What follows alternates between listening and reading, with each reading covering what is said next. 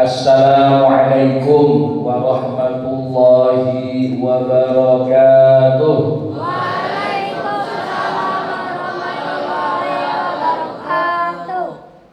Alhamdulillah, alhamdulillahilladzi anzala sakinata fi qulubil mu'minin liyazdadu imanan ma'a imanihim. Asyhadu an la ilaha illallah wahdahu la syarika lah wa asyhadu anna sayyidana wa nabiyyana Muhammadan abduhu wa rasuluh la nabiyya wa la rasula ba'dah.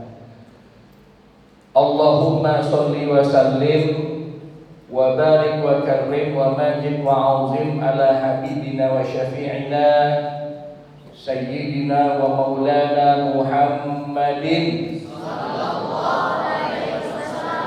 miftah babi rahmatillah adada ma fi ilmillah salatan wa salaman daimaini bidawami mulkillah wa ala alihi wa ashabihi wa man walah wa ba'du.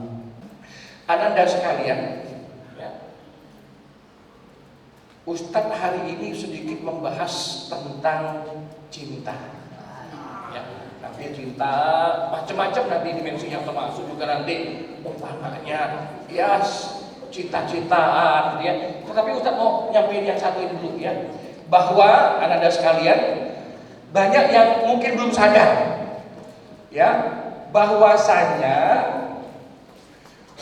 mencintai kita di antara kita yang satu dengan yang lainnya ya, itu adalah konsekuensi dari keimanan.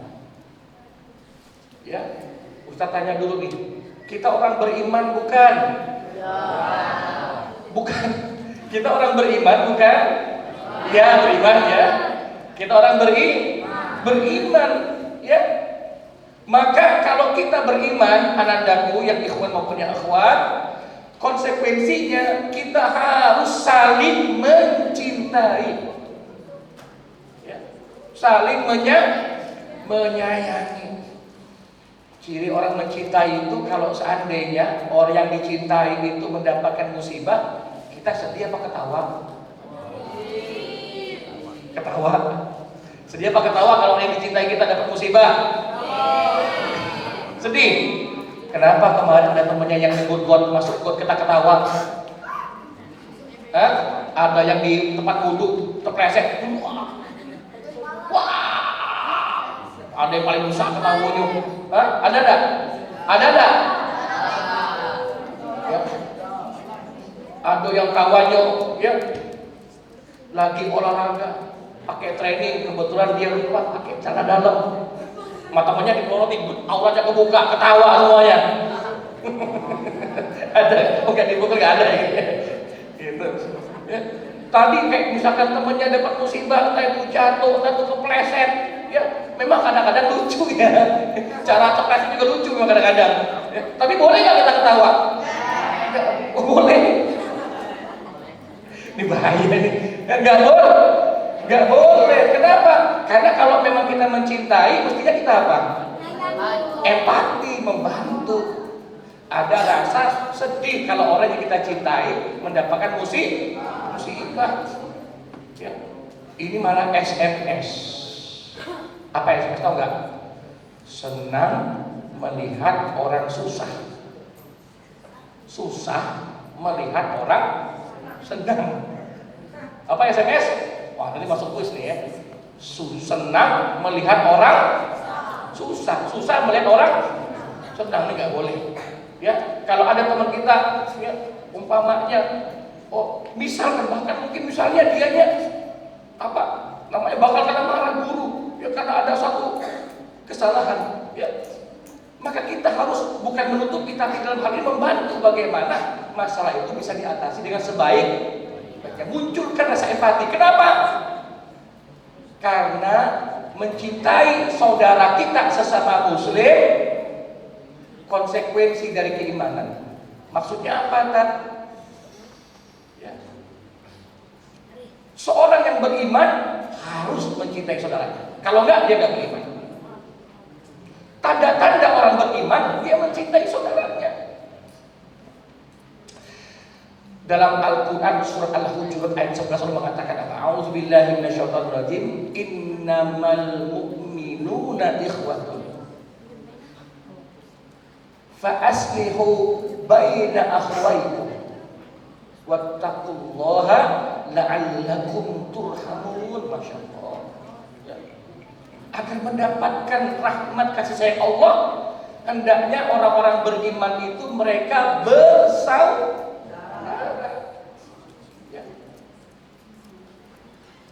Jadi ananda ya, yang mungkin yang baru tahu tentang hal ini ya, bahwa yang namanya saudara, persaudaraan itu ananda, mungkin kalian selama ini tahunya hanya saudara yang diikat dengan pertalian darah. Kalau bahasa Jermannya adik beradik. Nah, adik beradik, tau nggak adik beradik? Adik beradik. Nah, itu bahasa Jerman tuh ya. Adik beradik itu adik beradik ya. Artinya saudara kandung. Kamu punya kakak? Ada. Kakak apa ayu? Kakak. Ada adik? Gak ada. Kamu anak bungsu saudara itu ya? Kamu ada saudara? Kakak apa adik? Adik. Kakak? Gak ada. Nah itu saudara kan? Iya. Kalian juga kan ada saudara? Itu namanya saudara yang diikat oleh apa? Yang diikat oleh pertalian darah, nasab. Ada persaudaraan itu yang karena satu bangsa, namanya ukhuwah watoniyah. Ya, kita orang Indonesia, sama-sama orang Indonesia, ketemunya misalkan nanti di Mesir, ya kamu kuliah di sana, ini juga kuliah di sana, itu biasanya jadi kompak. Ya, kenapa? Karena sama-sama saudara dari Indonesia, sama-sama kuliah di Sudan, sama-sama kuliah di Mesir. Itu senang bukan main kalau ketemu sama-sama orang Indonesia. Kenapa? Ngerasa saudara. Saudara apa namanya ini? Saudara satu bangsa. Ada saudara satu suku, ya, sama-sama orang Komering, sama-sama orang Jawa, orang Sunda, itu juga bisa menjadi saudara. Ya. Nah, ada ya, yang mungkin kalian belum tahu bahwa kita ini juga bisa bersaudara, sehingga hak dan kewajiban menjadi melekat di dalamnya karena sama-sama saudara. Ya, sehingga jadi ikatan, ada hak dan kewajiban yang kalau dilanggar itu saudara kita nggak boleh. Ya. Saudara apa namanya ini? Saudara yang diikat oleh agama, oleh iman dan Islam, sehingga kamu saudara saya saudara kamu saudara dia saudara kamu, begitu. Ya. Innamal mu'minuna ikhwah, itu maknanya bahwa orang beriman itu bersaudara. Bahkan Nabi sampai mengatakan apa? La yu'minu ahadukum hatta yuhibbu li akhihi ma yuhibbu li nafsihi. Wah, ini keras Nabi sebenarnya, walaupun lembut. Ya, Nabi enggak sempurna iman kamu, enggak sempurna iman kamu kata Nabi. Sampai apa? Sampai kamu bisa menumbuhkan rasa cinta kepada saudara kamu, walau bukan dari saudara kandung, kamu tumbuhkan rasa cinta kepadanya sebagaimana kamu mencintai dirimu sendiri. Aduh, sebagaimana kamu mencintai dirimu, mencintai saudara kita sebagaimana kita mencintai diri kita. Maksudnya bagaimana Ustaz? Kita mau nggak lapar lama-lama gitu? Pengennya apa kalau lapar? Karena kita cinta dengan diri kita. Kalau haus kita kepengennya apa? Minum. Ya. Kalau tidur kita pengennya apa? Nyenyak. Kalau hidup pengennya apa? Aman, nyaman. Ya. Kepengennya apa? Anak-anak tumbuh sehat, yang nggak ada yang tiba-tiba kita gendong dalam keadaan kepalanya berdarah, ya tertimpa bangunan. Satu lagi, wah seperti Palestina saat ini. Nggak mau kita saudara kita seperti itu. Kita sebagaimana kita ingin diri kita bahagia, kita juga ingin saudara kita bahagia. Itu maksudnya kita cintai saudara kita sebagaimana kita mencintai. Jadi kalau kita nggak mau orang susah, nggak mau diri kita, nggak mau kita susah, berarti jangan buat orang susah. Karena kita harus mencintai saudara kita sebagaimana kita menganggap dia itu diri kita. Bahkan Ananda, Nabi mengumpamakan apa? Ini lebih hebat lagi nih. Al-mu'min lil mu'min kal bunyani. Ya. Mukmin yang satu dengan mukmin yang lain itu seperti bangunan. Ya Allah, kalau saya sadar seluruh kaum muslimin mukmin sedunia ini, ya, mukmin yang satu dengan mukmin yang itu seperti bangunan. Ya, apa bangunan? Mereka saling melengkapi. Ini kalau tiangnya kita hancurin satu, gak lama nih, walaupun cuma satu tiang yang kita robohkan, semua bangunannya akan roboh. Jadi kalau ada satu negara dimusnahkan, negara Islam, nanti nunggu aja tinggal negara Islam yang akan dimusnahkan oleh Allah. Kalau ada satu kelompok kaum muslimin dizalimi, kelompok muslimin yang tidak membantu, tinggal menunggu saja mereka demi Allah. Ya, mereka pun akan dihancurkan. Kenapa? Karena seperti bangunan. Bahkan apa? Nabi mengatakan kal jasad. Ya. Bahkan dikatakan seperti satu tubuh, ya, yasuddu ba'duhu ba'du, yang mana satu bagian mempengaruhi bagian yang lain, ya.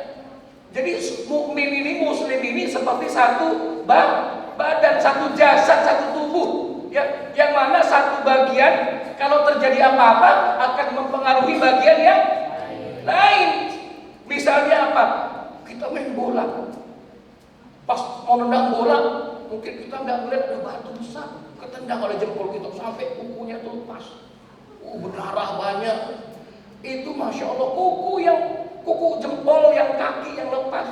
Tapi besoknya badan kita demam, ya, kepala kita pusing, semua badan kita terasa sakit. Kenapa? Karena satu tubuh, satu yang luka, semuanya merasakan. Nah, seperti itulah hendaknya kaum muslimin. Kalau ada satu yang dizolimi, maka hendaknya yang merasakan sakit semua kaum muslimin. Nah, sekarang kita tanya, kalau misalkan jempol kita tadi luka kena nendang batu tadi, ya, bagian tubuh mana sih yang nggak sakit? Ada nggak? Yang bisa ngerasain, yang satu-satunya nggak ngerasain sakit? Gitu lah. Enggak, semuanya sakit, semua pasti ngerasain. Ya, lidah nggak tak, pas dia mau makan nggak enak jadinya. Mata tak, mata keluar air mata. Ya. Wah, semuanya insya Allah kena. Itu perumpamannya. Yang nggak sakit itu siapa?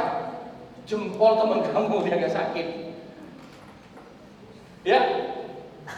Kalau jempol kita sakit, jempol teman kita sakit nggak? Enggak, karena bukan bagian dari satu tubuh kita, kan? Iya kan? Jadi dia nggak paham nggak maksudnya, nak? Artinya kalau ada muslim mukmin yang menyaksikan saudaranya sampai dianiaya sebegitunya, lalu dia tidak merasakan apa-apa, berarti dia kayak jempol itu, dia jempol orang lain. Berarti dia tidak ada dalam satu jasad itu. Berarti dia keluar daripada jasad yang satu itu. Paham gak maksudnya? Dia muslim, tetapi mungkin hatinya sudah keluar daripada keislaman. Dia mukmin, tapi hatinya mungkin tidak ada lagi keimanan. Kalau dia tidak bisa merasakan penderitaan, empati, ya. Dan gimana cerita dia memang nggak bisa ngapa-ngapain kita, Ananda. Saudara kita di Palestina, kita cinta sama mereka, tapi kita bisa apa? Ya memang nggak bisa ngapa-ngapain. Kita mau ngirim senjata nggak mungkin. Kita mau berangkat ke sana juga kecil kemungkinan, kecuali memang dibuka jalan berangkat kita rame-rame ke sana. Ya. Ya. Kita tangani loh, jangan disini kita tangani ya loh, keren banget. Kabarnya dia itu, ya, ujinya apa? Israel menghentikan penyerangan ke Palestina karena dapat kabar bongkar tapati nak ke Israel. Ngapo takut di Palembang? Ngapo kapal selam lagi tegok? Kapal selam ditegok, roket dikunyah. roket di sana buat ngebom ya, di Palembang dikunyah. Kaget dia. Rupanya roket chicken. Rupanya roket chicken. Aduh ya Allah. Ya. Pasir diseduh, pasir diminum, gula pasir. Jadi orang Palembang hebat-hebat, emang takut dia, kebal orang Palembang ini. Nah, makanya ada, kalau seandainya ada orang yang tidak peduli dengan keadaan kaum muslimin, maka boleh jadi dia bukan bagian daripada satu jasad kaum muslimin. Artinya di luar kaum muslimin. Emang bisa kan? Bisa. Jadi Anda, ketika Nabi SAW itu berdakwah di kota Madinah, setelah beliau hijrah ya, ya, ketika hijrah itu apa yang terjadi? Ya, ada kaum muhajirin, ada kaum muhajirin itu siapa? Sahabat Nabi yang orang asli penduduk Mekah. Ansor penduduk asli Madinah. Kalian tahu tidak? Kenapa penduduk Madinah disebut Ansor? Kenapa mereka disebut Ansor? Kalau muhajirin kan karena mereka hijrah ya. Kenapa mereka disebut nolong? Masya Allah, betul Nanda. Ini buat pintar ya. Jadi Ananda, ketika Nabi SAW hijrah dari kota Mekah ke Madinah, dalam Bibel dikatakan kala itu sekitar 300-an kaum muslimin yang ada di kota Mekah. Sekitar 300-an. Lalu sebagian itu masih tinggal di kota Mekah. Sekian lama mereka nggak tahan. Lama-lama di Mekah, sedangkan Nabi sudah ada di Madinah. Mereka rindu sama Nabi, nggak tahan. Karena mereka mencintai Nabi melebihi dari segala-galanya. Lebih daripada harta, daripada anak, daripada orang tua, istri, semuanya nggak ada. Mereka lebih cinta Nabi. Sehingga mereka, ya Allah, ini gimana Nabi di Madinah, saya di Mekah. Nggak tenang mereka. Ya. Jadi pernah ada sahabat namanya Thauban. Thauban. Datang berjumpa Nabi, mukanya pucat, kelihatan kayak orang sakit. Ditanya Nabi, Thauban, engkau sakit? Iya, ya Rasul, saya sakit. Kenapa engkau sakit, Thauban? Tahu nggak jawabannya apa kata Thauban? Iya Nabi, aku sakit ini gara-gara aku 3 hari tidak melihat engkau, tidak berjumpa dengan engkau. Jadi sahabat Nabi itu 3 hari nggak ketemu Nabi, jangankan lama, 3 hari nggak ketemu Nabi, saking sedihnya, saking kepikirannya, sampai pucat, sampai sakit. Itu memang ya sahabat lah ya, cintaan mereka luar biasa sama Nabi. Lalu kata Nabi, lah ini kan sudah ketemu Thauban, ya gembiralah, ini udah ketemu kan? Kenapa masih kayak sakit? Rupanya Thauban mikir panjang, sambil nahanin air matanya mau keluar. Iya Nabi, aku mikir ini aja 3 hari nggak ketemu engkau, aku menderita luar biasa sampai sakit. Gimana nanti di akhirat ya Nabi? Kata Thauban. Lah, kata Nabi, kenapa emang di akhirat?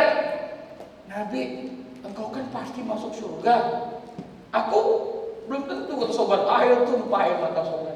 Ya, takut berpisah dengan Nabi. Engkau pasti masuk surga, aku belum tentu, kata Thauban. Thauban tahu kalau dia nggak masuk surga bisa jadi dia masuk neraka. Dan sahabat Thauban tahu persis karena dia sahabat Nabi bagaimana hebatnya siksa neraka, bagaimana azab neraka, tahu Thauban semua. Tapi bukan itu yang dia takutkan. Dia takutkan apa? Tidak bisa berjumpa dengan nabinya. Lalu dalam air mata yang berlinang Thauban melanjutkan apa? Ya Nabi, kalaupun karena aku sahabat engkau aku masuk surga, kata Thauban, kalaupun aku masuk surga Nabi, apa surga kita sama? Apa surga kita sama? Sampai sebegitunya Thauban mikir. Wah, nangis dia. Masya Allah. Thauban tahu nikmat surga itu luar biasa. Tahu Thauban semua kenikmatan yang tak terbayang oleh mata pikiran kita, nggak pernah kita lihat tuh nikmat betul surga. Tapi seolah-olah Thauban ingin bilang apa? Ya Nabi, nikmat itu semua kayak nggak ada artinya kalau tidak bisa berjumpa dengan Nabi. Kalau nanti nggak berjumpa dengan Nabi, kayak nggak ada artinya apa-apa surga itu. Maka Nabi mengatakan apa? Nabi mengatakan, wahai Thauban, al-mar'u ma'a min ahab. Al-mar'u ma'a min ahab. langsung ceria Sauban. Apa kata Nabi? Wahai Sauban, tenang. Ya, kalau bahasa kita tenang bro. Ya, gitu. Seseorang nanti di akhirat akan bersama-sama dengan orang yang dicintainya. Wah, lega Sauban. Ya, seolah Nabi ingin mengatakan apa? Sauban tenang, kau kan cinta dengan aku Sauban. Kita satu majelis Sauban nanti di akhirat. Nah, kita satu majelis. Nah begitulah. Lebih kurang sahabat itu nggak bisa lama-lama ketemu Nabi. Maka ketika Nabi sudah hijrah ke Madinah, masih menyisakan beberapa orang sahabat di Mekah, mereka nggak tahan. Ibarat tuh, ini ceritanya nih, ya, mereka bilang sama keluarganya, ayo kita hijrah yuk ke Madinah. Muhammad sudah hijrah ke Madinah. Apa kata keluarganya? Loh, kalau kita hijrah ke Madinah, ini yang nunggu rumah besar ini siapa? Tinggal. Kebun kurma kita yang luas siapa yang ngurus? Tinggal. Terus kalau bahasa kita sekarang ruko-ruko ini siapa yang jagain? Tinggal semua.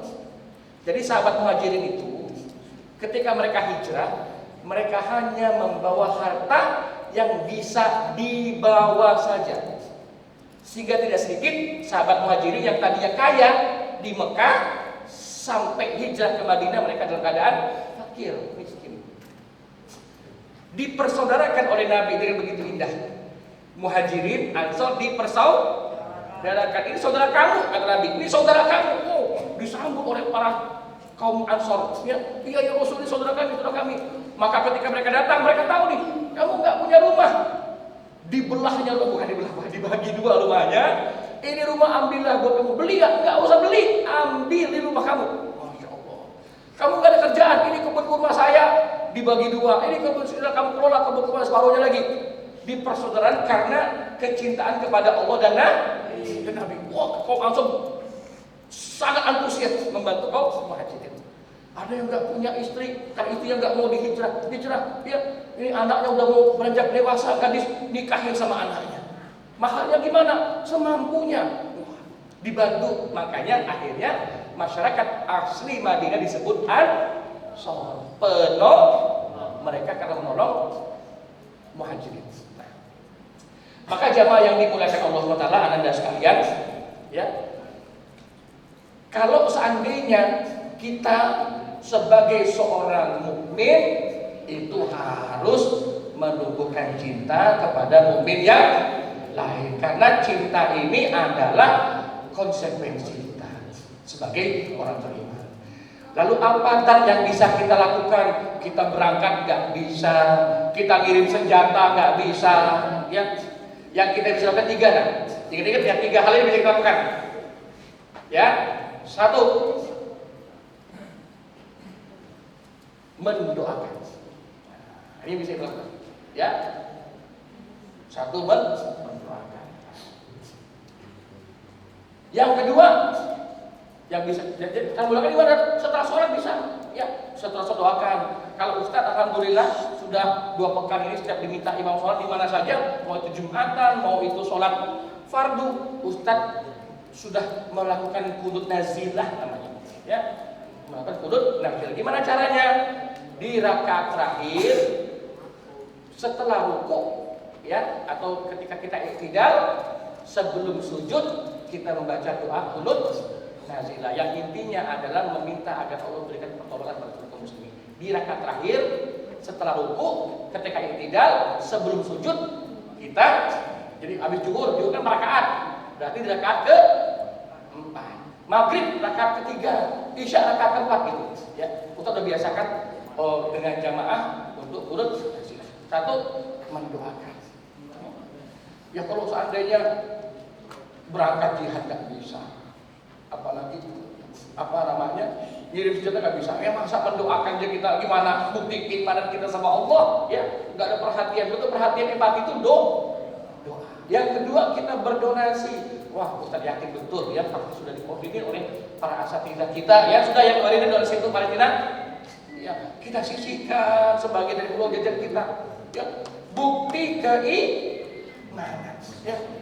Donasi, titipkan dengan para ustaz-ustaz kita, guru-guru kita. Nanti mereka pasti punya jaringannya untuk diberikan kepada saudara kita di Palestina. Ya, dan yang terakhir ini yang coba anak-anak sekalian ya, kampanyekan. Ya, apa itu? ini yang bisa ya kita serang mereka. Bisa serang apa itu? Dengan memboikot produk-produk yang berafiliasi atau berhubungan langsung dengan Zionisme. Tahan, biasa minum. Ada banyak tuh ya, macam-macam ya, ada minuman, ada makanan, informasi tersebar. Tahan Anda ya. Ustaz ini paling demen minum susu coklat warna hijau ya. Demen banget Ustaz ya. Nyetok terus. Udah 2 minggu nih gak minum susu itu ya. Tahan dulu ya. Konon katanya ini berhasil membuat mereka terpukul secara ekonomis. Yang mana sakit tega ya, kita beli ini yang terus jadi peluru buat nembakin sesama saudara kita di Palestina. Aduh, rasanya sakit. Wah, gimana ya? Ya kita benar-benar gak bisa ngapain ya. Kita gak bisa ngapain karena ini sudah, karena kita negara kita ini kan bukan kayak zaman dulu ya, kemana-mana bebas. Kita ini sudah nation to nation ya, bangsa-bangsa ya, udah gak bisa sembarangan kita satu kelompok yang kita berangkat karena gak bisa ya. Nah, jadi ini udah hubungannya government to government ya, pemerintah dengan pemerintah, dan kita rakyat ini memang terbatas betul. Nah itu yang bisa kita lakukan 3 hal itu: mendoakan terus menerus, berdonasi atau menyumbang ya, dengan orang yang kita percaya tentunya. Kalau kita ada Al-Furqan, Ustaz yakin ya, kirim saja ke sini, nanti pasti dicari sama ustadznya lembaga yang diyakini bisa memberikan bantuan itu. Dan terakhir kita memboikot apa saja yang berhubungan dengan mereka, kita hindari ya. Bismillah, kita bertekad betul ya, dan ini akan kita lakukan terus sampai kapan? Sampai benar-benar reda ya. Jangan sudah gencatan senjata, jangan dulu. Walau gencatan senjata, enggak dulu ya. Sampai benar-benar ya, semampu kita, semaksimal mungkin ya, kita lakukan hal tersebut demi saudara kita di Palestina. Kalau tidak ada hal-hal ini dalam diri kita, maka takutnya kita tidak termasuk bagian daripada satu jasad itu. Nauzubillah min